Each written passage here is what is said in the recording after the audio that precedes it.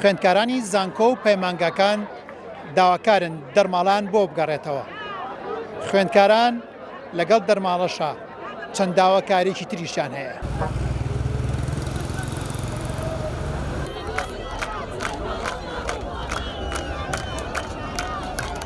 داواکاریمانەوەیە کە دەرماڵەمان بۆ بگەڕێتەوە. چێکم بەڕاستی مافێکی ڕەوای خۆمانە.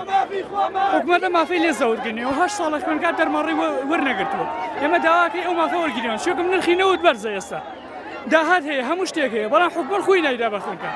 بۆچی کە قەرارێکی ئەوانە بەسیتە قبوڵیەکە دەرگای زانکۆ داخرێت دەرگای علم و معرفە داخرێت یەک قەراری بەسیتە من لێرەدارەکە قوبا دەکەم حاڵی ئەم تەلەبانە چارەسەرکە حتما داواکار بەشێش کردوێنە بەیاننامەمان خوێنەوە بە فەرمی وانوێ دەرعامەکان لەگەڵ مامۆستا و سەرۆک بەشەکان قسەیان کردو و هەموو شتێکیان تێگەیان. وەڵام چییە بۆ ئێوە تاس؟ وەڵامەکە جارێوانی چیانە هەرێمیمان بەدەست بین.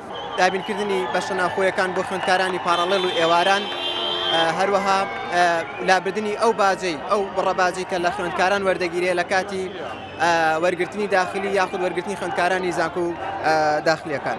چاودێریکردنی نرخی تومەکەکانی کافتریاکان لەسەر جەم زانکۆکان یاخود داشکاندنی تایبەتی بۆ ئەو خوێندکارانی کە پەڕاوگە و ئیشی بەرزەمە ئەو شتانە دەکەن. لەم وڵاتە لەم جیانە هەر هەموو حەز و ئاواتێ تەنیا دەریایەکی بێڕۆح مەرگ و خۆزگەکەت ئەداتێ.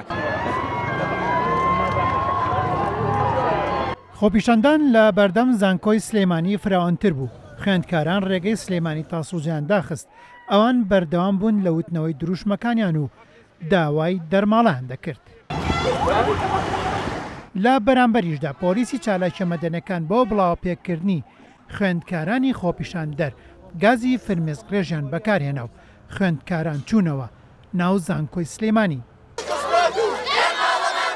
لە سنووری پارێزگای سلێمانی و هەڵەبجە و ئیدارەی ڕاپەڕین و کۆیە خوێندکاران لە یەک کاتدا خۆپیشاندانیان کرد و بە یەک دەنگ داوای دەرماڵیان کرد. کە لە دڵ و دەروونم و ئارام نەبم پارەم پێ نەبێت تەرکیزم لای خوێندنەکەش نابێنێت یعنی ئەمە تاکە شتێک کە ئەم تەلەبانە داوایەکەن خوێن نەکەی یعنی خوێندنەکەش نەبێت مەگەر ئەبێ وەکو گەنجەکانی تر سەری خۆماڵگرین و بچین بۆ بیلاڕووزیا لەو دەریا لەو کەمپەوشتانەیە ئەنی عەزاب خۆین و لە سەرمایە ڕەغبینەوە وەکو ئەو مناڵ و ئەو فەقیر و لە قۆماوانەی تر لە ڕاگری کۆلێژەکان و سەرۆک بەشەکان و مامۆساکان ئەمانیش ئەگەر نانە ناو ئێمە شۆ ڕێگری لە تەلەبە نەکەن و چاو لە تەلەبە سوور نەکەنەوە بە بۆنەی غیاباتیان ئیمتیحانێکە ئەو بابەتانە. شەڕی داعش و قەیرانی دارایی بووە دوو هۆکار بۆ ڕاگرتنی دەرماڵەی خوێندکاران کە بڕەکەی بۆ ناو شار 40,000 دینار و بۆ دەرەوەی شار 60 بۆ 100,000 دینارە.